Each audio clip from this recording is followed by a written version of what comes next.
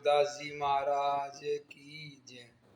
10वां अध्याय कार्तिक महत्व। राजा पृथु पूछने लगे कि हे मुने, आपने कार्तिक मास में विष्णु की पूजा का महत्तम कहा, इस मास में किसी और भी देवता का पूजन या व्रत होता हो तो वह भी कहिए। नारद जी कहने लगे कि आश्विन शुक्ला पूर्णमासी को ब्रह्मा जी का व्रत होता है, कार्तिक कृष्णा चतुर्थी को गणेश जी का तथा अष्टमी व अमावस को श्री लक्ष्मी जी का व्रत होता है। कार्तिक में जो कुमारी इस व्रत को करती है उसको सुयोग्य पति मिलता है। जो विवाहित स्त्री इस व्रत को करती है उसका सौभाग्य अटल रहता है। प्रातःकाल स्नान आदि से निवृत्त होकर चंदनादि से गणेश जी का पूजन करके चंद्रोदय होने पर चंद्रमा को अर्घ्य देवें और फिर उत्सव मनाकर भोजन करें। स्त्रियों को अपने सौभाग्य के लिए इस व्रत को अवश्य करना चाहिए। नारद जी कहने लगे कि हे राजा पृथु, इस व्रत का एक सुंदर इतिहास मैं तुमसे कहता हूँ, सुनो। भद्रवती नाम की एक पुरी में सुधर्मा नाम का एक राजा था। उसके रविदत्त, सुशर्मा, जय शर्मा और सुशोभन नाम वाले 4 पुत्र और वीरमती नाम वाली कन्या थी। उस कन्या वीरमती का विवाह देवव्रत के साथ हो गया। वे दोनों बड़े ही प्रेम के साथ रहते थे। एक दिन अचानक घर में बैठे हुए देवव्रत को सांप ने काट लिया, जिससे उसकी मृत्यु हो गई। वीरमती बहुत जोर से रोने और चिल्लाने लगी। उसके चारों भाई तथा माता पिता भी वहां पर आ गए और सारा पुर दुख रूपी समुद्र में डूब गया। उसी समय दुखों को दूर करने वाले पुलस्त्य ऋषि भी वहां आ पहुंचे।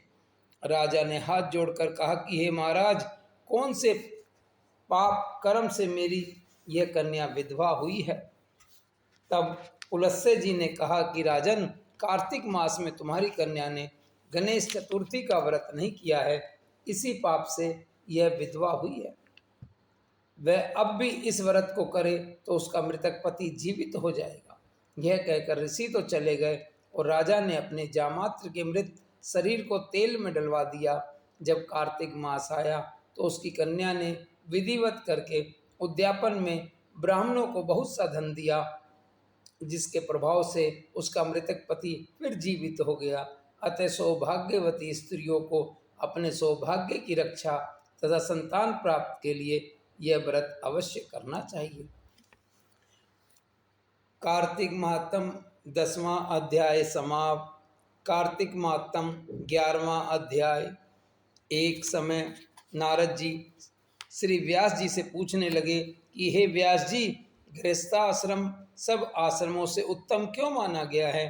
तब व्यास जी ने कहा, जैसे सब नदियाँ समुद्र में आश्रय पाती है और सब जीव माता का आश्रय पाकर ही जीवित रहते हैं, 6 प्रकार के भिक्षुक, ब्रह्मचारी, सन्यासी, विद्यार्थी, गुरु पूजक, यात्री तथा जीविका रहित ये सब गृहस्थों का ही आश्रय पाते हैं। फिर व्यास जी बोले, हे नारद, अब तब अति पुण्य देने वाला एक पुरातन इतिहास सुनो। उतानपाद राजा का पुत्र उत्तम था, जो बड़ा बलवान और मदिरा पीने वाला था। उसने बहुला नाम वाली स्त्री के साथ विवाह किया और राजा रानी दोनों ही अति प्रेम के साथ रहने लगे। एक समय राजा ने वैश्या का नृत्य देखते हुए मदिरा पान किया और रानी को भी मदिरा पान के लिए कहा, परंतु रानी ने उसका कहना नहीं माना। इस पर राजा ने क्रोधित होकर अपने अनुचरों को आज्ञा दी कि वे रानी को किसी निर्जन वन में छोड़ आवें। तत्पश्चात राजा रानी के वियोग में दुखी तो हुआ, मगर उसने दूसरा विवाह नहीं किया और प्रजा की पुत्र के समान पालन करने लगा। एक दिन एक ब्राह्मण राजा के पास आकर कहने लगा कि हे राजन, कोई मेरी स्त्री का अपहरण करके ले गया है, उसके वियोग में मैं अति दुखित हूँ, इसलिए तुम उसे ढूंढ कर लाओ। राजा कहने लगे कि महाराज, मैं नहीं जानता कि आपकी स्त्री कौन, किधर और कहाँ ले गया है। मैंने तुम्हारी स्त्री को कभी तक नहीं कि वह कैसे स्वभाव और रूप वाली है। मैंने तुम्हारी स्त्री को कभी तक नहीं कि वह कैसे रूप और स्वभाव वाली है। तब ब्राह्मण बोला कि वह यद्यपि कठोर वचन बोलने वाली, कुरूपा, काले रंग की तथा कर्कश स्वभाव वाली है, परंतु मैं उसकी कोई निंदा नहीं करता, क्योंकि वह मेरी पत्नी अर्थात अर्धांगिनी है। तब राजा कहने लगा कि जब तुम्हारी स्त्री ऐसी कुरूपा और क्रूर स्वभाव वाली है, तो तुम उसे लेकर क्या करोगे? मैं अति सुंदर और कल्याणकारी दूसरी स्त्री लाकर दे सकता हूँ। ब्राह्मण कहने लगा कि राजन, मेरी स्त्री मेरे धर्म और कर्म की अर्धांगिनी है। उसकी रक्षा करना मेरा परम धर्म है। जो अपनी स्त्री की रक्षा नहीं करता उसका कल्याण नहीं होता।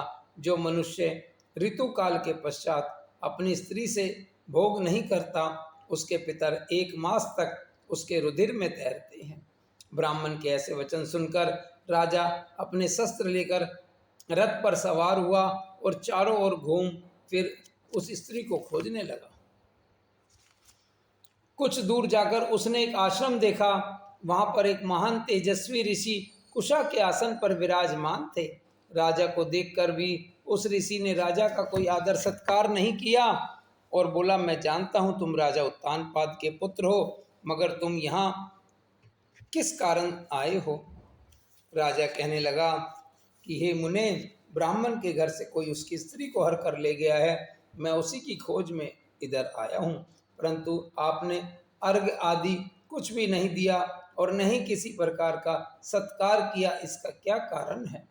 ऋषि ने उत्तर दिया, राजन, तुम अर्घ योग्य होते हुए भी इस समय उसके पात्र नहीं हो, क्योंकि तुमने अपनी निरपराध स्त्री को वन में त्याग दिया है, जहाँ स्त्री का यह धर्म है कि वह तन मन से अपने पति की सेवा करे तथा उसकी आज्ञा का पालन करे। वहाँ पुरुष का भी धर्म है कि वह अपनी स्त्री का यथाचित सम्मान करे। जिस घर में स्त्रियों का मान होता है, वहाँ पर देवताओं का वास होता है। जहाँ स्त्रियों का अनादर होता है, वहाँ कभी सुख शांति नहीं रहती। इतना सुन लज्जा युक्त हो राजा पूछने लगा कि भगवान, आप भूत, भविष्य और वर्तमान तीनों काल के जानने वाले हैं, इसलिए कृपा करके बताइए कि ब्राह्मण की स्त्री को कौन और कहाँ हर ले गया है। ऋषि कहने लगे कि राजन, अदिति का पुत्र बलाऊ नामक राक्षस उस ब्राह्मणी को उत्पलावर्त वन में हर कर ले गया है। सो जाओ और उसको ढूंढकर ब्राह्मण का संयोग कराओ। राजा ने मुनि को प्रणाम किया और मार्ग पर जाकर उत्पलार वन में जा पहुंचा। वहां जाकर देखा कि जैसा ब्राह्मण ने बताया था वैसा ही उसका रंग रूप देखकर राजा ने उसे पहचान लिया और कहा कि हे कल्याणी, तुम कौन और इस वन में कैसे आई हो? ब्राह्मणी बोली, मैं अति रात्र ब्राह्मण की पुत्री और विलास पुत्र की स्त्री हूँ।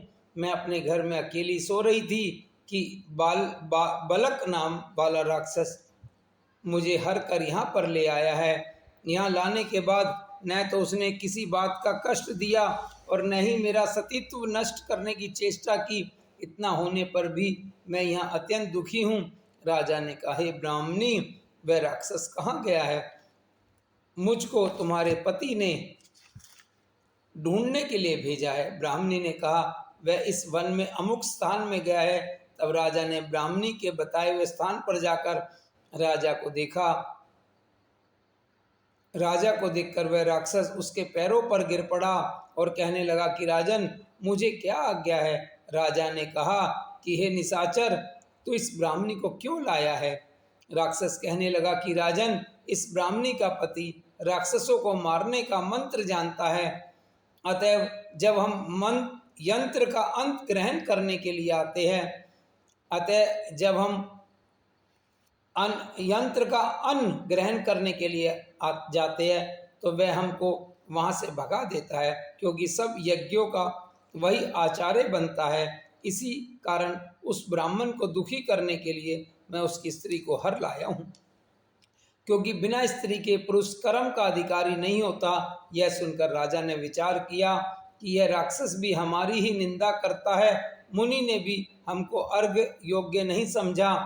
राजा अपने मन में ऐसा विचार ही कर रहा था कि राक्षस कहने लगा कि राजन, मैं आपकी प्रत्येक आज्ञा का पालन करूंगा। इतना कह हाथ जोड़कर खड़ा हो गया। राजा ने कहा कि हे निशाचर, तुम इस ब्राह्मणी को इसके घर छोड़ आओ और जब हम याद करें तब हमारे पास आ जाना। राजा की आज्ञा पाते ही वह राक्षस उस ब्राह्मणी को उसके घर छोड़ने चला गया।